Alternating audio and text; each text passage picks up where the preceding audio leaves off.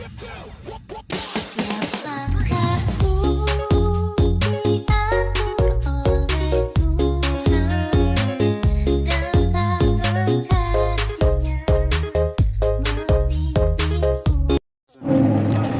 Ibu Saudara-saudara, Shalom. Dalam sukacita kita di malam hari ini, saudara-saudara, tema yang disampaikan kepada saya itu berkaitan dengan tema yang ada pada sinode, yaitu Roh Kudus membaharui kita sebagai keluarga Allah. Apa yang ingin dicapai itu, saudara, sesungguhnya adalah kita mesti punya ukuran-ukuran yang kelihatan juga bahwa memang kalau ini disebut keluarga Allah dan Roh Kudus membaharuinya, ya hidupnya begini. Karena itu nanti besok itu puncaknya untuk kita akan mengikuti ibadah dengan tema khusus itu dari bacaan Korintus.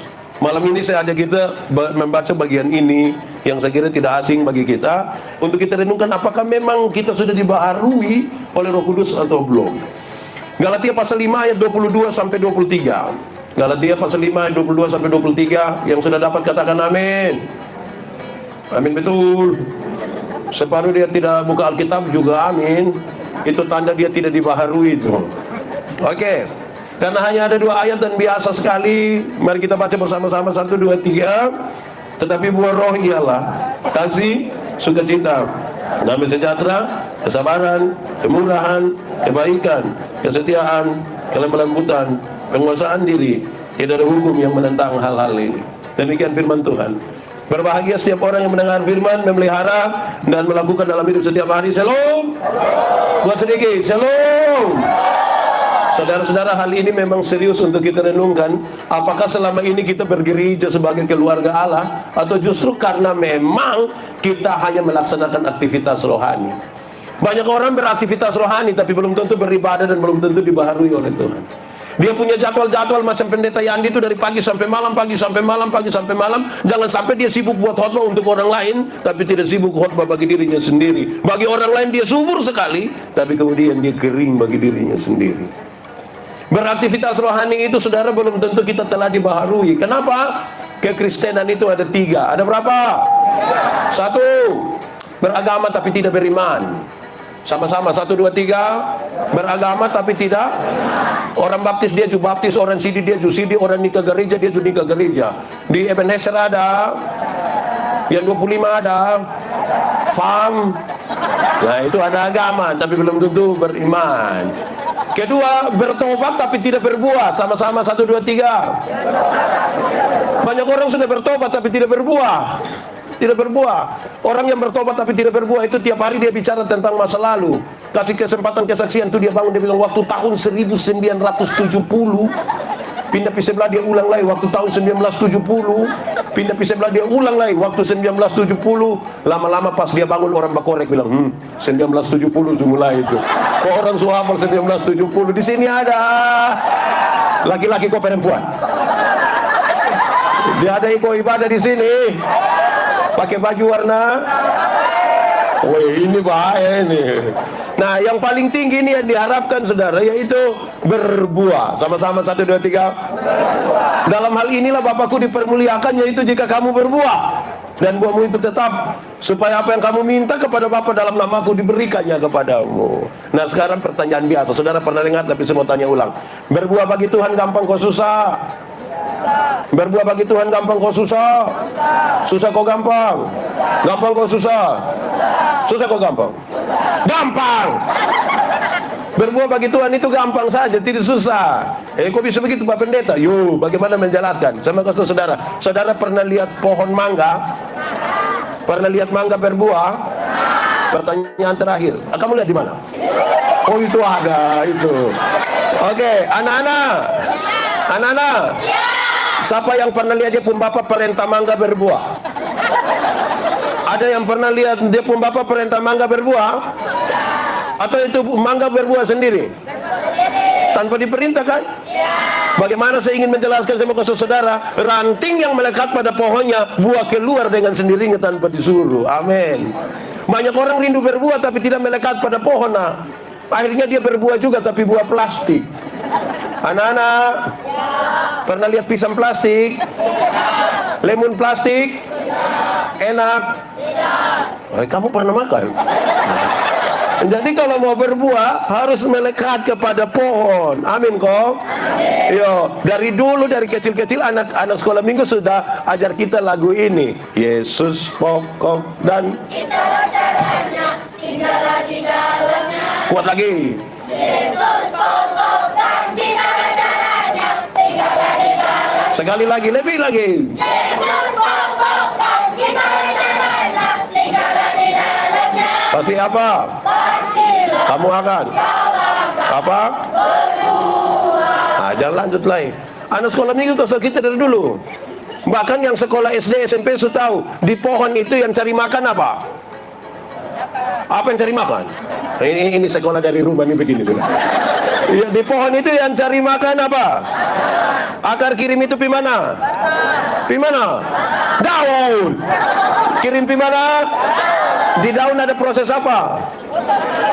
Nah, setelah jadi dia kirim ke ranting, buah keluar dengan sendirinya. Itu kalau melekat, teorinya kira-kira begitu. Baik, kita mau lihat yang dibaharui sebagai keluarga Allah oleh Roh Kudus itu dia pembuah seperti apa. Amin kom. Tapi buah roh ialah pertama apa? Pertama apa? Pertama apa? Oke, anak-anak atau kita semua boleh ikut ini apa ya pengertian. Kasih ialah ulang. Kasih ialah kebaikan. Tidak terpatahkan oleh apapun. Tidak akan berubah menjadi kebencian. Saya ulangi, kasih ialah kebaikan. Tidak terpatahkan oleh apapun. Tidak akan berubah menjadi kebencian. Nah, dengar, rujukannya jelas. Karena begitu besar kasih Allah akan dunia ini. Tuhan Allah mengasihi dunia. Amin. Apakah dunia mengasihi Tuhan? Tidak. Lalu apakah karena dunia tidak mengasihi Tuhan, Tuhan Allah berhenti mengasihi dunia? Apakah Tuhan Allah membenci dunia? Saudara lihat, kalau ada kasih tidak terpatahkan oleh apapun. Amin. Amin. Supaya tidak ada orang bilang begini, Bapak, saya terlalu hormat Bapak, tapi waktu saya lihat Bapak bersifat asli begini, maaf. Itu bukan kasih, itu egois. Itu apa? Alkitab bilang kalau kamu hanya bisa menghargai, menghormati orang yang menghormati engkau, apakah jasamu? Karena orang berdosa juga melakukan hal yang sama. Sama-sama kasih ialah kebaikan. Tidak terpatahkan oleh apapun.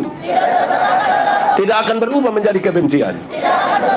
Beta pakai contoh yang pernah saudara dengar. Ibu-ibu melahirkan sakit atau tidak? Terlalu sakit. Waktu mama sakit melahirkan tuh bapak ada tolong. Bapak hanya dari luar saja kau pegang kepala baru bilang Yesus. Tapi bapak nanti su bilang Yesus lebar tua bayangkan kiri-kiri anak muka ke siapa. Paling tahu begitu. Betul ke tidak? Iya. Bapak tolong ke tidak? Nah, oke, sekarang saya lanjut. Nah, anak-anak, mama sakit melahirkan begitu itu, beta kasih kamu hanya tahu menangis waktu kecil. Kamu menangis, orang tua punya tahu saja. Kalau kamu tidak basah berarti lapar. Kamu punya jam tidur, orang tua pun jam bangun. Orang tua pun jam tidur, kamu pun jam bangun. Orang tua tidak tidur gara-gara kamu. Betul kah tidak ibu-ibu? Jam 2 pagi pun bapak mama ada goyang-goyang begini. Nah, sudah dalam keadaan tidak tidur lagi, seringkali mama-mama dipaksa menjadi penyanyi lagi. Makanya seringkali mama punya lagu itu tidak bisa dipertanggungjawabkan. Kalau tidak bobok digigit. Padahal justru baru kalau anak bobo itu baru nyamuk gigit. Kalau nyamuk kayak anak ada lari-lari, nyamuk mana gigit dia coba? Iya toh. Anak-anak. Orang tua tuh ajar kamu ngomong satu-satu suku kata. Ikut. Pa. Tapi ketika kamu mulai bisa ngomong sendiri, ada suka ngomong dan bapak mama. Ada suka ngomong dan bapak mama. Mama dan bapak dong, Anda ada suka ngomong dengan bapak mama. Son suka, dong lebih suka ngomong deng. Nah, kenapa kas makan dong? Coba, kenapa kas makan dong? Coba. Kasih tidak terpatahkan. Amin kok. Tidak terpatahkan. Anak-anak. Orang tua ajar kamu tuh jalan satu langkah, pegang di tangan bilang ta, te, itu jalan belakang itu. Iya. Tapi ketika udah mulai lancar bisa jalan, ada suka jalan dan bapak mama. Orang tua yang ada suka jalan dan bapak mama. Dong lebih suka jalan deng. Jalan deng. Tapi jangan itu manusia nggak ada tambah 1000 di kampung hidup. Kenapa beli kas dong HP padahal suka jalan dengan bapak mama? Kasih tidak terpatahkan. Amin kok. Anak-anak, kamu pernah dengar kok tidak ketika bapak mama bilang begini, anak, yang penting kamu mau sekolah tinggi biar bapak mama ikat pirmu itu tidak apa-apa. Pernah dengar? Pernah? Tidak pernah dengar? Wih, orang tua kalau sampai om bilang ikat perut itu bukan berarti dong mau pakai stagen, tapi dong utang untuk kamu pu HP. Ada anak-anak pegang HP, ya itu HP utang itu, utangnya mama dong, bayar 6 kali itu. Kamu pu motor, ada di sini anak muda yang pakai motor, utang itu, utang. Coba pulang tanya bapak mama, ini kita omong jujur sah. Pertanyaannya, kenapa beli kes dong kok anak dong begini nih? Kasih tidak terpatahkan. Orang tua bilang begini, busuk-busuk juga ini kita pu anak. Amin kok. Tapi ada anak yang dia akui dia pu mama. Ada anak-anak yang ketika dia sukses, dia kasih tahu dia pu mama, kalau pu kawan datang na mama jangan keluar Kenapa? Mama kamu mau semua. Di sekitar Weba sini ada. Itu anak dong ada di sini. Tunjuk kami dong yang mana, tunjuk supaya dia lah memang terlalu. Jadi saudara-saudara, itu ukurannya adalah kasih. Kalau tahu bahwa kita sudah dibaharui sebagai, masa kok gereja sebagai keluarga Allah tidak ada kasih, tiap hari hanya bakal lain. Kayak apa kok? Saya mau tanya, di sini kehidupan keluarga di rayon dong aman-aman kok? Beres kok? Kakak adik aman? Ipar-ipar, mama mantu tidak tertekan tinggal dengan mama mantu kok. Hanya kasih yang bisa mengurai itu. Oke. Tadi yang pertama apa? Oke. Yang kedua apa? Suka? Saya mau tanya kita anak-anak, sukacita dan senang beda kok sama? Sukacita dan senang beda kok sama? Sama kok beda? Beda kok sama? Sama kok beda? Beda! Beda nah! Revo! Sukacita dan senang itu dua hal yang beda. Dengar, anak-anak. Sukacita, senang berkaitan dengan kepuasan-kepuasan yang kita terima. Itu senang. Sukacita berurusan dengan sikap kita terhadap keadaan. Menyangkut senang, Alkitab berkata, ada waktu untuk senang, ada waktu untuk susah. Jadi kalau saudara sementara senang sekarang, ingat, sedikit lagi susah. Kalau saudara sementara susah sekarang, mungkin sedikit lagi mati. Kan kita juga tidak tahu kita hidup sampai kapan. Tapi menyangkut sukacita, Alkitab berkata, bersukacitalah senantiasa. Baik waktu senang, baik waktu. Saudara, kalau senang yang saudara cari, dunia dapat berikan bagi saudara. Uang yang banyak membeli kesenangan, tapi tidak dengan sukacita. Kalau sukacita yang saudara cari hanya bisa ditemukan di dalam siapa? Di dalam siapa? Tapi masih banyak keluarga Kristen cari Tuhan untuk dapat kesenangan, bukan dapat sukacita. Kalau saudara mau senang, pilih po. Baca kawin kita pilih po, pikir apa? Kita tengah-tengah saja juga. Dicari-cari senang, sampai sana saudara pikir senang. Orang lain belanja saudara hanya lihat begini senang. Dong beli ini kita lihat, dong beli ini kita lihat. Lama-lama orang pulang bawa barang belanjaan, kita hanya bilang, Kak, foto tante dong di sini. Tante hanya pulang bawa foto, saya mau sih. Saya mau kasih tahu saudara, masih banyak orang itu cari Tuhan hanya untuk senang-senang. Bahkan ikut gereja untuk senang-senang, untuk memuaskan dia pun diri, dia pun telinga, dia pun badan. Bukan untuk ikut yang seharusnya sukacita. Amin kok. Yo, saya mau kasih tahu saudara, anak-anak, senang itu bagian dari sukacita, tapi senang itu bukan sukacita. Sama ke ban itu bagian dari oto, tapi ban itu bukan oto. Supaya jangan kira baru naik ban, kira itu dia sudah naik oto. Bukan begitu.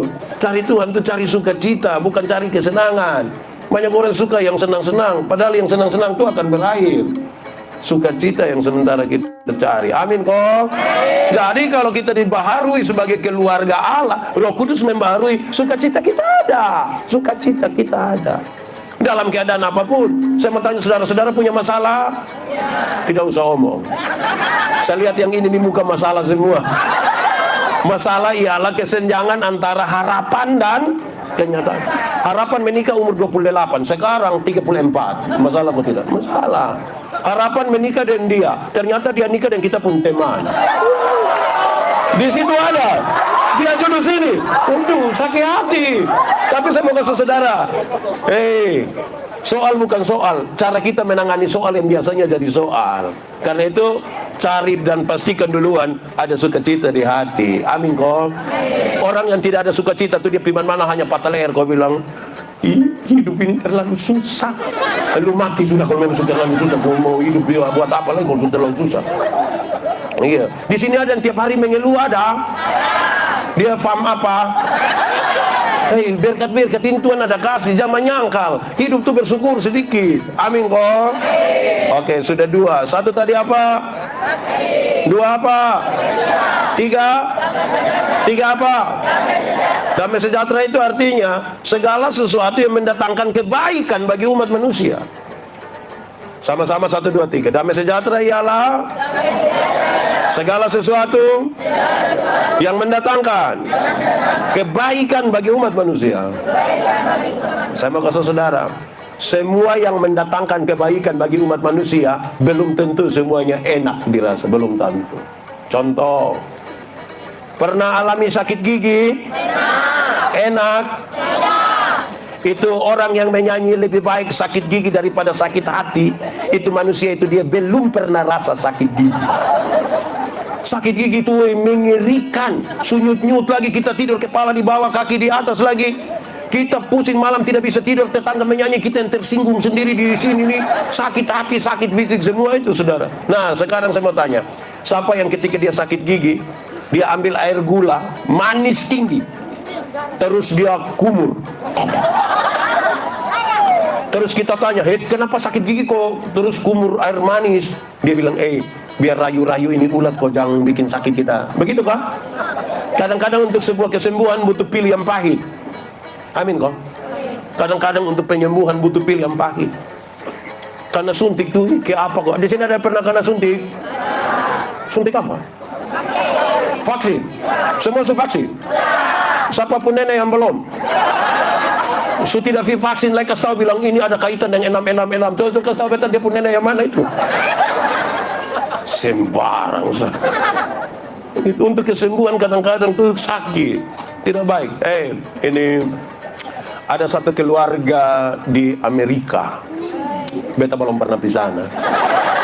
Ini anak kamu kesenang ya, beta sudah pernah pisah. Ini keluarga ini dong punya anak laki-laki satu umur 6 tahun. Berapa tahun? Pada saat ini anak umur 6 tahun, dorang dapat lagi satu anak. Berarti dong anak ada berapa? Tapi sayang anak kedua, anak bungsu ini dia cacat. Dia pun kulit keriput dari ujung kaki sampai ujung kepala. Jadi dia terlihat sama kayak bayi-bayi, kayak kakek-kakek itu. Dokter panggil dia pun bapak mama, dokter dia begini, Pak, Ibu, ini pada Ibu pun anak tapi saya mau kasih tahu. Ini anak cacat. Dia keriput dari ujung kaki sampai ujung kepala dan ini tidak baik dilihat. Teori mengatakan dia paling-paling umur 4 tahun mati. Tapi ini dua orang tua bilang begini, bagaimanapun ini kita punya anak, mari kita lakukan yang terbaik walaupun hanya 4 tahun. Bapak lakukan dia pun yang terbaik, mama lakukan dia pun yang terbaik. Ini anak kira-kira umur 1 tahun, dia pun mama beli satu kereta dorong kecil untuk dia pun kakak. Bilang begini, Kak, pagi-pagi kamu atau adik ini dorong ke kompleks perumahan ini, biarin anak dapat udara baru, biar dapat matahari pagi. Dia punya kakak ini semangat dorong keluar. Dia pun kakak pun teman-teman, muka ke kamu di Amerika ini dong muka. Dia pun kawan, dia lihat dia kawan, yo, lu dorong siapa? Beta pun adik. Kita bisa lihat kok, boleh. Ini anak do lari dari sana datang. Pas mau lihat, dong kaget. Ini anak kan keriput toh. Iya lu pun adik. Iya. Kenapa dia model begini? Kenapa? Rupa-rupanya itu kenapa tuh bikin dia pun kakak pun hati sakit, terluka sekali. Dia pun kakak marah bawain anak pi kali kering satu. Di Amerika tuh juga ada kali kering. Iya. Dia buang itu anak di itu kali kering. Bukan saja buang, dia marah. Gara-gara lu. Gara-gara lu beputar mandong ngomong gitu gara-gara. Lebih baik lu mati lebih cepat. Tunggu 4 tahun bikin apa? Mati lebih cepat lebih baik. Setiap kali dia pun adik mau coba-coba paksa untuk berdiri, dia pun kakak tendang ini anak jatuh. Setiap kali mau berdiri tendang. Dia lakukan tiap hari. tiap minggu, tiap bulan, tiap tahun, tanpa diketahui oleh dia mama papa. Sampai satu hari ketika dong ada di sekitar meja makan, mau makan, dia mama bilang kepada anak yang cacat ini, bilang begini, "Adek, nanti mama ambil makanan buat adek." Ini anak bilang, "Tidak usah, Ma." Loh, kenapa tidak usah?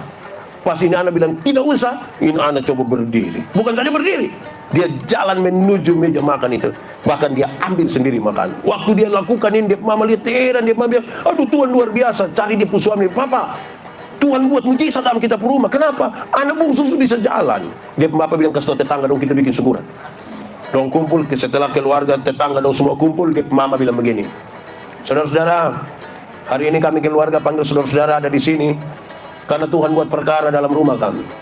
Anak kami yang bungsu, yang cacat, yang dokter bilang dia akan mati kurang lebih 4 tahun, tapi ternyata tidak. Tuhan buat perkara. Anak kami sembuh. Sekarang dia bisa jalan. Kami tidak ada kalimat lain selain puji nama Tuhan." Setelah kalimat-kalimat itu, dia pun mama ngomong ini kalimat, dengar baik-baik. Dia pun bilang begini, "Tuhan telah pakai dia pun kakak laki-laki yang penuh kasih sayang, telah mengajar dia pun adik untuk bisa berjalan." Kita ulangi, Tuhan telah pakai dia pun kakak laki-laki yang penuh kasih sayang, tiap-tiap hari mengajar adiknya untuk bisa jalan. Saya mau tanya, dia pun kakak penuh kasih sayang? Dia pun kakak juga heran, penuh kasih sayang. Kadang-kadang kita rasa sendiri. Kadang-kadang kita rasa Tuhan tidak adil. Kenapa Tuhan lebih berpihak pada itu orang yang kita ditinggalkan? Apakah begitu? Tidak. Tuhan tidak sementara melepaskanmu sendiri. Tidak. Tapi Tuhan sementara melatihmu untuk bisa berjalan. Amin kok? Untuk mendatangkan kebaikan itu kadang-kadang pahit juga. Saya kira lagu ini familiar. Seperti burung nasar melatih. Saudara tidak tahu ini lagu? Tidak tahu? Tidak tahu? Kalau lagu Bentok, seperti burung nasar apa? Melatih anaknya untuk bisa apa? Sesekali dia lepaskan, tapi apa? Tidak pernah dibiarkan jatuh. Untuk mendatangkan kebaikan itu begitu. Amin kok? Seberapa? 1, 2, 3, 4. Kisah? Saya mau tanya, orang Ebenezer Weba dong ini sabar-sabar semua. Sabar. Wih, mantap. Ini memang sedikit dunia kiamat di sekitar ini, di sini. Wih, ini orang domba yang mati begini. Mau apa lagi? Tapi saya mau kasih tahu anak-anak. Kesabaran yang dimaksudkan dalam Alkitab bukan sekedar menunggu waktu pulang, bukan menunggu selesai waktu, bukan sekedar itu. Tapi kesabaran dalam Alkitab itu berkaitan dengan tetap untuk percaya pada Tuhan sekalipun kamu diperlakukan tidak adil. Tetap. Kalau ada nasihat bilang begini, "Hai anak-anak, hormatilah ayahmu dan ibumu." Kalau nasihat begitu, pada saat orang tua sudah siapkan semua yang terbaik bagi kamu, fasilitas ada, bernasihat itu datang, gampang. Tapi konteks mereka berbeda. Anak laki-laki dijadikan budak, anak perempuan dijadikan pelacur. Dalam keadaan yang seperti ini, baru nasihat ini bilang begini, "Anak-anak, hormatilah ayahmu dan ibu." Ada perlakuan yang tidak adil, tapi kamu harus tetap sabar. Itu tanda kita dibaharui oleh Roh Kudus. Kadang-kadang kita protes dengan sebuah keadaan, tapi Tuhan izinkan itu terjadi. Amin kok. Di sini bisa bersabar semua. Anak-anak. Anak-anak. Dulu di dunia ini ada satu binatang, dia punya nama ayam. Nama apa? Ayam. Itu ayam itu dibedakan atas ayam jantan dan ayam betina, bukan mai. Siapa yang bilang ayam mai itu? Ini ada terlalu polos sampai ke apa kok? Dulu ada satu binatang nama apa? Ayam. Dibedakan atas ayam jantan dan ayam masih mai lagi. Oke. Jadi dulu tuh hanya ada ayam, dibedakan atas ayam jantan, ayam betina. Tapi tiba-tiba muncul ayam potong. Tiba-tiba muncul ayam. Ketika ayam potong ini muncul, Maka itu ayam yang tadinya hanya ayam, sekarang dia menjadi ayam kampung. Padahal dia dulu hanya karena ada ayam potong dia menjadi ayam. Akhirnya kita jadi pusing sendiri. Sebenarnya ini ayam kampung yang dipotong atau ayam potong yang di kampung. Kita juga jadi pusing sendiri. Tapi ini menunjukkan sesuatu yang menarik, saudara. Ini menunjukkan sesuatu yang menarik. Anak-anak, ada ayam kampung di rumah? Ada atau tidak? Ada. Bagi dong. Anak-anak, ayam kampung itu kita pelihara 6 bulan 1 tahun jadi dia masih kecil. Tapi itu ayam dia pun daging enak atau tidak? Tidak enak. Kalau sampai benteng itu tidak enak, itu pas dia alergi daging ayam itu. Itu kita piara 1 tahun masih kecil, tapi dia pun daging enak atau tidak? Kalau dijual mahal atau tidak? Kalau dia betina bertelur atau tidak? Ya karena itu ayam tahu proses. Beda dengan ayam potong. Pernah lihat ayam potong? Itu ayam tuh baru pelihara barang 1 bulan saja dia mata sudah besar begini. Itu kalau lihat pakai kaca pembesar. Kalau lihat langsung dia begini. Tapi ini ayam mama dong pulang ini ikat salah di motor dari pasar, dia pun kaki patah. Anak-anak dong pergi gas motor di samping kandang, besok kita ayam mati. Ayam tidak tahu proses itu, nah. Betul toh? Nah, kita nih kadang-kadang mau untuk dapat yang baik tapi berproses tidak mau. Nah, bagaimana? Saya mau tanya, Kak, besar mau jadi apa, Kak? Cita-cita? Jadi apa, kawan? Polisi? Mantap, tepuk tangan dulu. Mantap. Ingat jaga kesehatan, lari, lompat, lempar.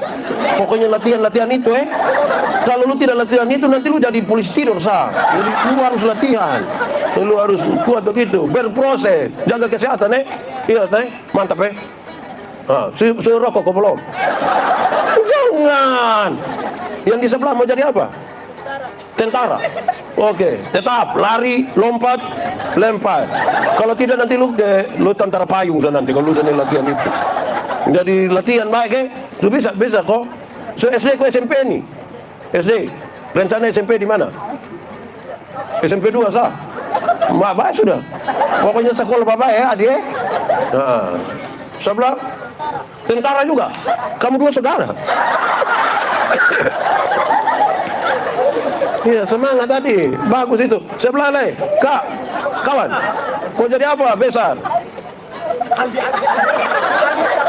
Mau jadi apa? Polisi. Kamu nih hanya polisi, tentara, polisi. Baik sudah. Mantap ya.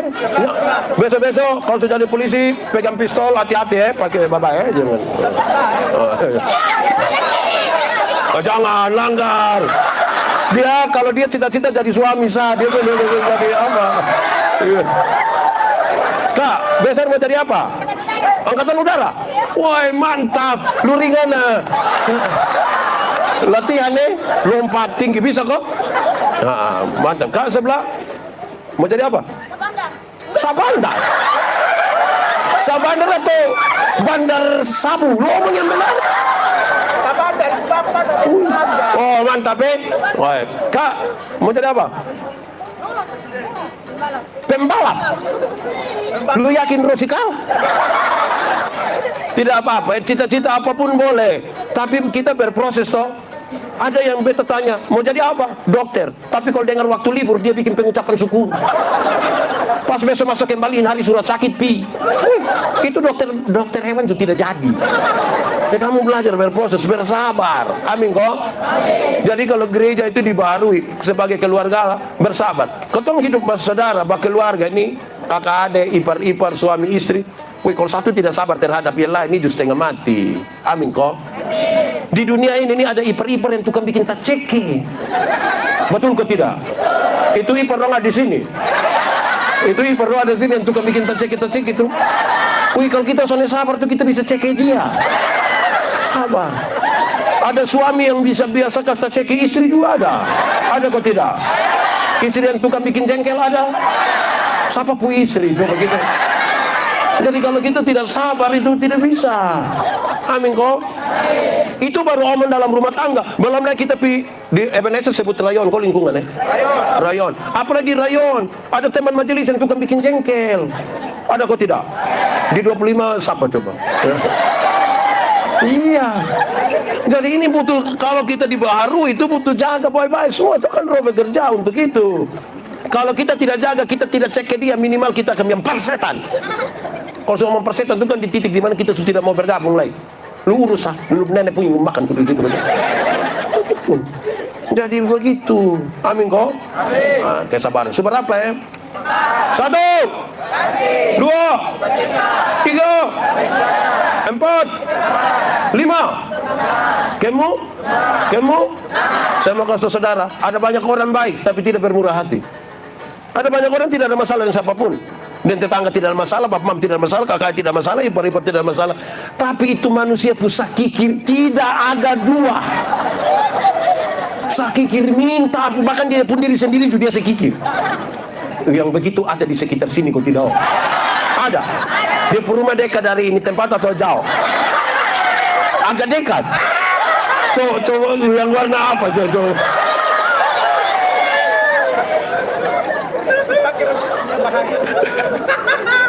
Saudara, kalau hidup sebagai keluarga Allah tuh hidup tuh bermurah hati sedikit lah. Amin kok. Terlalu sakikir ini untuk apa? Kok kita mati nanti itu barang yang kubur kita. Jadi lihat kok bermurah hati lah sedikit. Beta suka bilang begini, kadang-kadang kita pemurah hati itu setahun 2 kali. Pas Natal dengan pas mau Natal nanti bulan muka tuh, orang murah hati pun banyak. Bangun pagi ada nenek satu lewat sini, kok mau turun pi pasar, nenek mau pi mana? Pipas pipi apa? Jual ini pipa, susu nenek singgah sini, nenek singgah. Nenek mau minum apa? Dari ibu sah. Nenek om, mau teh, kopi, bir, wine. Nenek omong. Terus itu nenek bilang sudah beta wine sah. Kita kasih keluar wine, nenek minum 1 botol. Terus kita masuk di dalam, ambil uang, kita bilang nenek, ini beta bayar itu nenek pun pepaya tadi. Nenek ini hari bayar nenek, jadi ini ada kopi, gula, beras, sabun, odol Nenek bisa Nenek tinggal di mana? Beta tinggal di bawah mata. Nanti nenek pulang deh. Kita jalan kaki. Itu jangan jalan kaki. Grab ame nenek antar pi bawah mata. 3 hari kemudian itu nenek datang kembali. Bapak lihat, bapak bilang mama. Yo, mama. Kok kenapa? Lupa nenek sudah datang lagi. Memang kemurahan ini tuh di putan tangan ada. Ini mama dong. Ada anak dong yang tiap minggu hanya cari rantangan sada. Dong su hafal memang keluarga murah hati dong muka kok.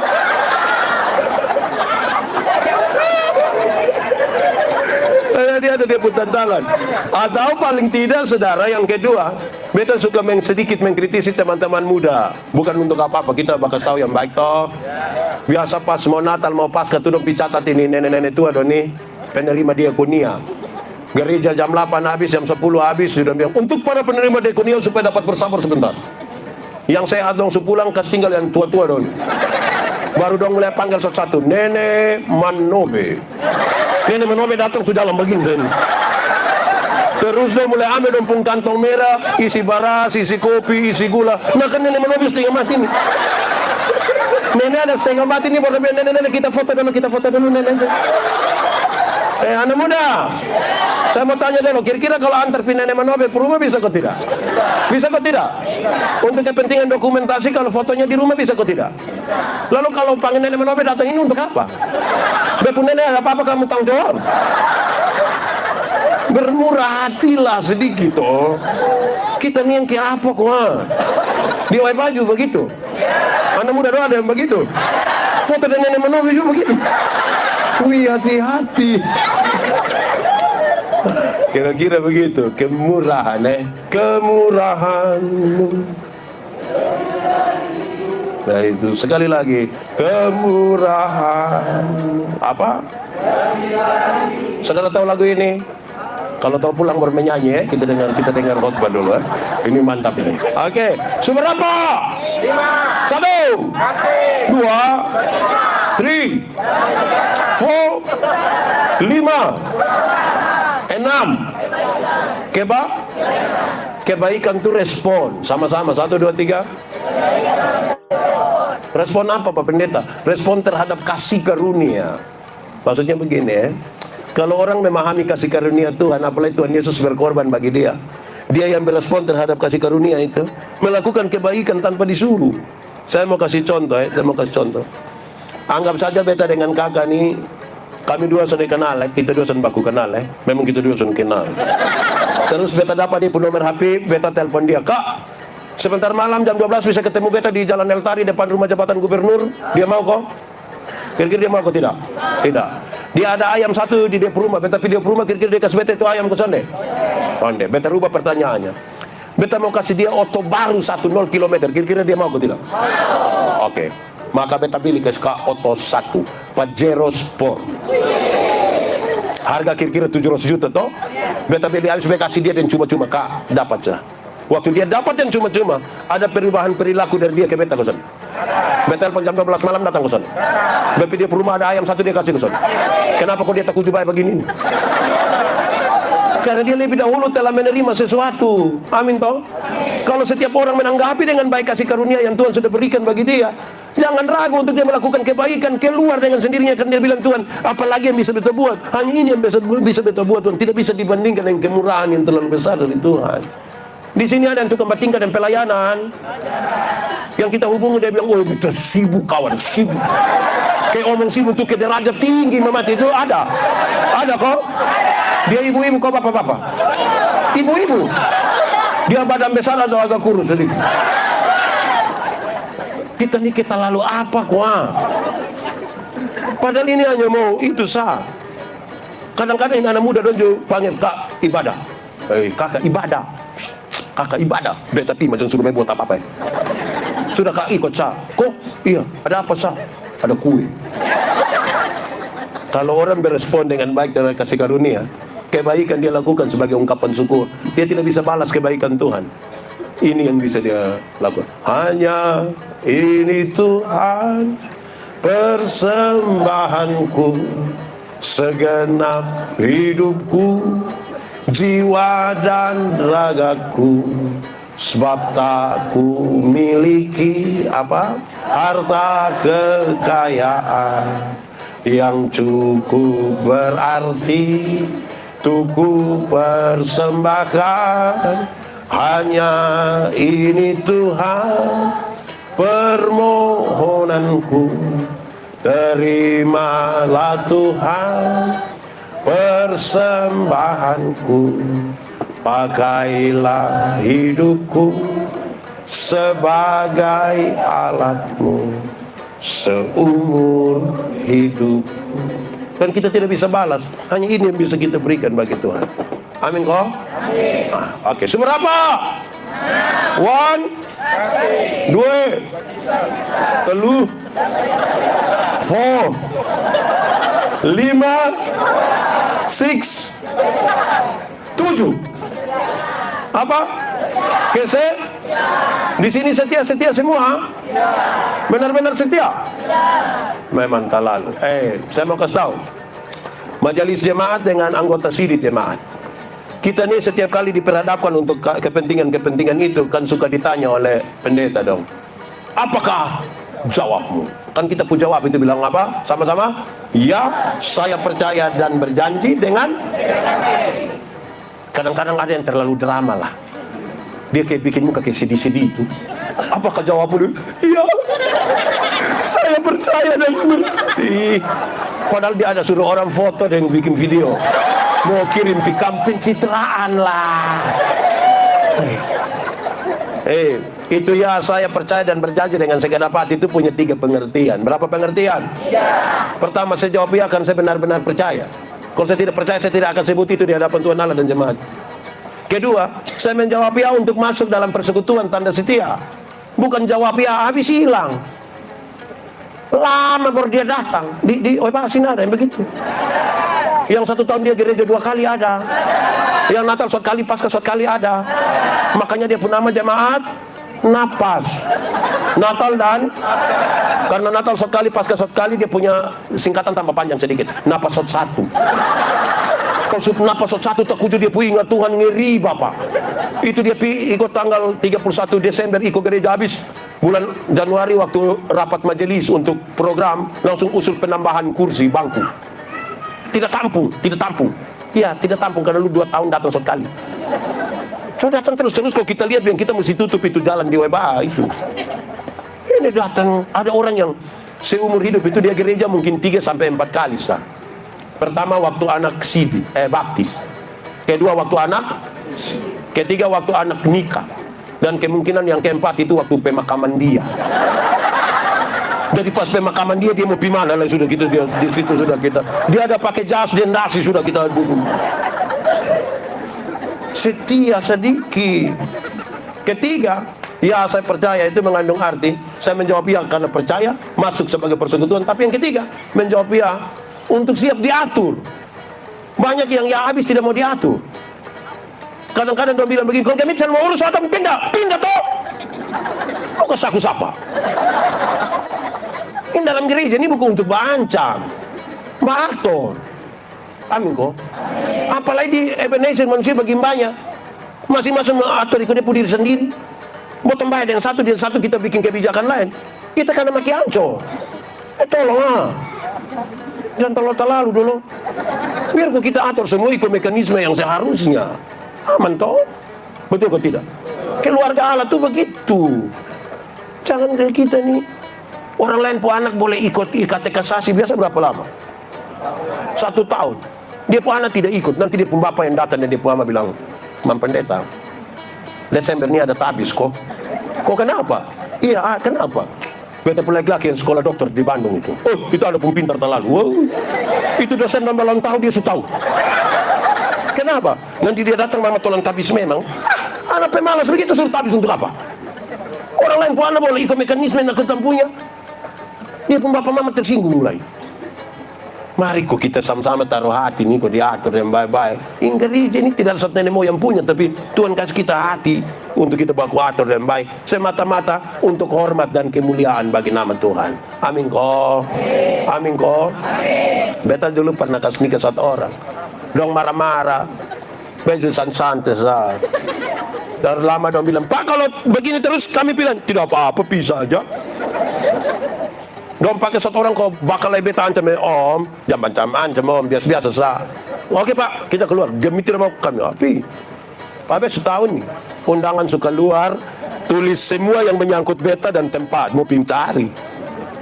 Terakhir datang pelan-pelan om ada apa aja emosi duluan. Datang kok tidak ada masalah yang tidak terselesaikan dengan komunikasi yang baik. Datang kok tomba omong, tidak usah ada.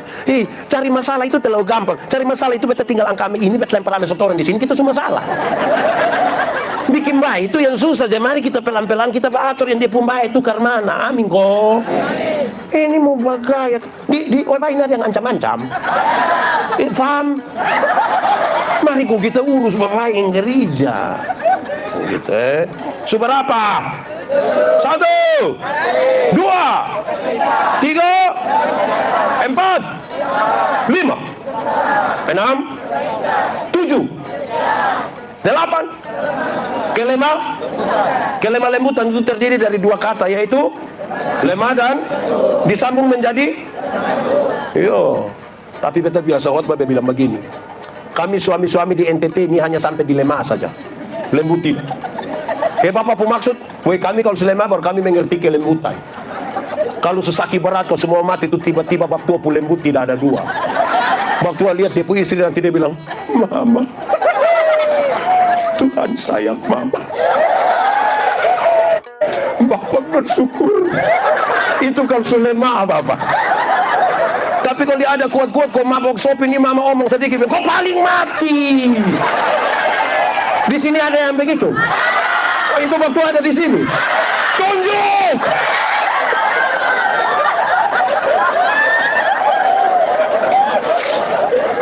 Makanya kita nih kadang-kadang dilema itu baru kita lembut. Kalau ada kuat-kuat ini kita kepo bagaya lagi apa kok? Kelemah lembutan itu bukan berarti omong pelan-pelan. Bukan berarti bilang maaf. Saya kaki lu injak. Itu bukan kelemah lembutan. Itu salah bukan. Kelemah lembutan itu bukan jalan permisi. Bukan bilang bukan itu. Kelemah lembutan bukan itu. Kelemah lembutan itu titik paling tengah antara benar-benar marah dan benar-benar tidak marah. Supaya dia marah pada waktu yang tepat dan tidak marah sembarang. Itu namanya kelemah lembutan. Ada orang di dunia ini yang sedikit-sedikit marah, sedikit-sedikit marah, sedikit-sedikit marah, sedikit-sedikit marah. Marah kok sedikit-sedikit? Di sini ada yang sedikit-sedikit marah. Siapa pun bapak, coba angkat tangan. Sampai gerak sedikit-sedikit marah. Hei, anak-anak, marah tuh boleh kok tidak? Marah boleh kok tidak? Boleh kok tidak? Boleh kok tidak? Boleh. Tapi marah tuh proporsional. Marah dia pu sifat, bukan marah dia pu orang. Ayub itu ketika dia luka dari ujung kaki sampai ujung kepala, dia pu istri datang dia begini. Apa? Masih percaya Tuhan? Kutukilah dia dan matilah. Ayub pasal 2 ayat 9-10. Ayub bilang, engkau bicara seperti perempuan gila. Apa yang kau mau terima yang baik dari Tuhan? Yang tidak baik yang kau tidak mau terima. Dalam semuanya itu Ayub menjaga mulutnya tidak berbuat dosa. Dia marah, dia pu sifat, istri pu sifat yang suka mau terima yang baik saja. Tapi dia tidak marah, dia pu istri pun badan. Supaya kalau ada satu anak pemalas, marah dia pun pemalas. Untuk menegur kesalahanmu, aku tidak harus menjadi musuhmu. Terus kakak, Pak Pendeta sayang kakak, makanya Pak Pendeta kesojan pemalas supaya kalau ada orang yang pemalas datang yang Shalom Pak Pendeta, lu mana kau suka lu muka lu berangkat. Itu marah dia pu badan. Iya, kadang-kadang kita bawa dia pu suku lah. Yang pemalas datang dia bilang, Shalom Bapak, lu orang mana? Saya soe, Pak. Andi kamu soe itu begitu juga. Lu kamu soe ini, Andi lu pun keluarga, lu mama itu juga pemalas begitu. Kenapa satu orang soe yang pemalas, kami soe semua kenapa? Itu tidak benar. Di sini ada yang suka pukul-pukul rata begitu, ada. Yang suka omong orang pusuku ada. Dia ada di sini. Pakai baju warna putih. Orang Timur satu yang bodoh kita rame-rame, dasar Timur. Kenapa satu? Orang rote satu omong terputar, kita bilang otak apa? Kalau ketemu orang rote ada ular di hutan, bunuh mana? Itu saudara omong, saya hanya tanya, saya tidak tanggung jawab, saya hanya tanya saja. Kalau jam 12 siang itu ada laki-laki dewasa jalan bawa ayam jantan satu, dia orang mana? Langsung tahu. Nah, ini yang tidak betul ini di sini. Kelemah lembutan itu titik paling tengah antara benar-benar marah, benar-benar tidak marah. Supaya kita tahu betul kapan kita harus marah. Begitu, itu yang paling penting. Jadi anak-anak, saya paling tidak suka kalau bapak itu sedikit-sedikit bilang, sekol su A, sekol su B. Hei bapak, yang AB itu anak TK. Anak TK itu yang kalau sekolah kok kita lewat dong ada hafal huruf bilang A, B A dibaca ba. Jadi sebentar kalau pulang bapak marah bilang sekol su A, sekol su B. Tanya bapak tua, TK di jangan itu salah, itu ajaran salah, itu tidak boleh ikut. Tidak boleh ikut. Ya. Kalau kita hidup dibaharui oleh Roh Kudus sebagai keluarga, tidak bisa paksa kehendak. Bapak mama dengar, bapak mama dengar. Ini kenapa sampai kalau kita rapat di gereja itu tukang bakalai, sampai banting-banting kerusi dong. Gara-gara botong suami, botong bapak ini kan di rumah botong geng sendiri. Sekol suara. Ini di rumah. Di rumah sebelah bapak tuh sekol suara. 10 rumah yang dong pembapa dong bilang sekol su A B ini dong yang majelisin. Nah dong 10 ini yang akan rapat karena tidak baku bunuh, karena semua sekol su A, sekol su B. Di OE baju kalau rapat bakal lain. Tanya lain dong langsung bilang ada ini. Jadi kalau kita dibaharui, ya gini-gini begitu. Amin kok? Amin. Sumber apa? Bisa hafal? Bisa.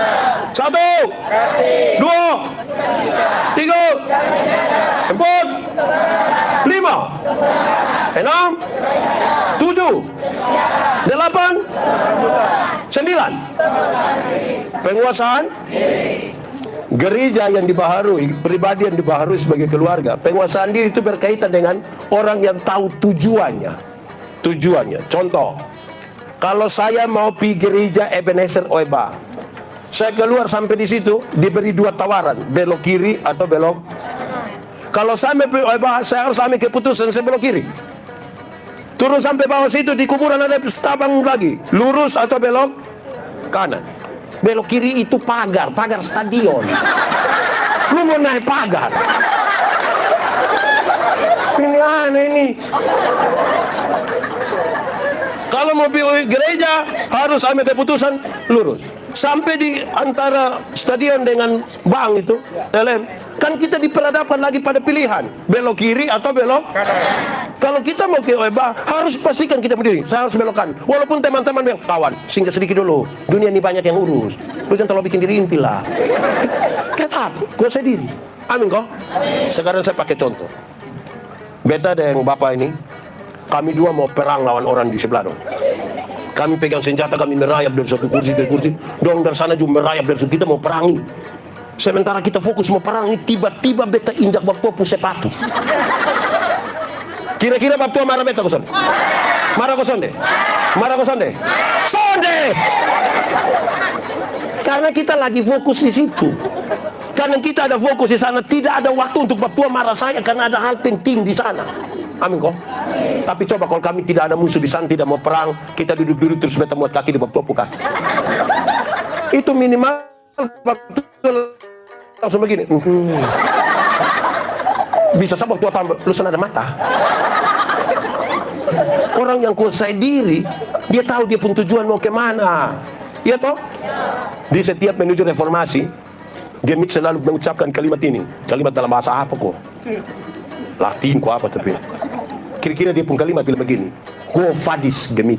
Mau kemana ini gemit? Quo vadis Ebenezer? Mau kemana ini Ebenezer? Dipercayakan pada ini pemuda, ini pendeta, ini penatua, diaken, pengajar ini. Mau bawa ini Ebenezer ini gimana? Omong, itu yang ngomong. Orang yang menguasai tujuan itu yang dia tahu. Dan dia memberi jawab terhadap quo vadis. Pertanyaan, mau bawa kemana ini gereja? Mau bawa kemana ini rumah tangga? Mau bawa kemana hubungan kita? Quo vadis. Mau dibawa lancar.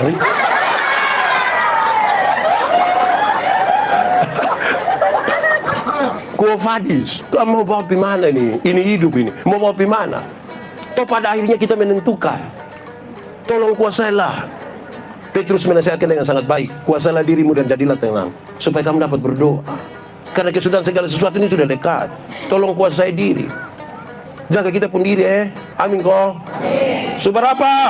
1, 2, 3, 4, 5, 6, 7, 8, 9. Itu ukurannya kalau kita dibaharui oleh Roh Kudus sebagai keluarga. Artinya dalam bahasa lain saya mau sampaikan, kalau hal-hal ini tidak ada dalam rumah tangga kita, dia sangat punya pengaruh dalam gereja di mana kita. Dia sangat punya pengaruh. Dia memberi dampak. Jadi akhirnya mungkin kita akan menjadi bergereja karena sebuah tradisi. Gemit akan memperingati ulang tahun besok yang ke-75. Reformasi gereja ke berapa? 505. Sekaligus penutupan bulan keluarga. Saya diminta untuk buat satu channel baru berbicara tentang bercerita tentang keluarga. Karena rupa-rupanya keluarga soal itu banyak sekali. Memang kan keluarga itu pelajaran yang tidak pernah berakhir. Sehingga seorang suami atau seorang istri tidak boleh bilang pada pasangannya bilang, saya baru tahu lupung. Oh itu sudah selesai. Kan pelajaran hidup tidak akan pernah selesai dalam sebuah rumah tangga. Kita bergumul dari setahari ke sehari. Semoga bagian-bagian ini akan menjadi bagian untuk kita berefleksi tentang Roh Kudus yang membarui kita pun kehidupan sebagai keluarga Allah. Dan kita pakai itu dalam kehidupan kita, keluarga, bergereja, bermasyarakat, dan kita percaya nama Tuhan dipermuliakan. Mari kita tunduk kepala di hadapan Tuhan. Kita angkat hati kita kepada Tuhan. Teman-teman musik silakan. Firman Tuhan berkata, kalau kamu dengar suaranya, jangan keraskan hatimu. Minta Roh Kudus lembutkan setiap hati yang keras. Ambil waktu 1-2 menit bicara dengan Tuhan, nikmati saja. Katakan sesuatu yang mungkin selama ini kita tutup-tutupi, kita tidak mau orang lain tahu. Katakanlah dengan jujur pada Tuhan. Nikmati saja 1-2 menit ini sebagai satu kebaikan bagi kita. Berdoalah. Mungkin ini kesempatan yang baik. Mungkin tadi ketika saudara datang, saudara hanya murni mau beribadah atau mungkin mau hadir saja dalam keramaian ini. Tapi mendengar bagian-bagian pemberitaan firman ini, saudara merasa tersentuh oleh sesuatu dan percaya bahwa Roh Kudus yang mengerti.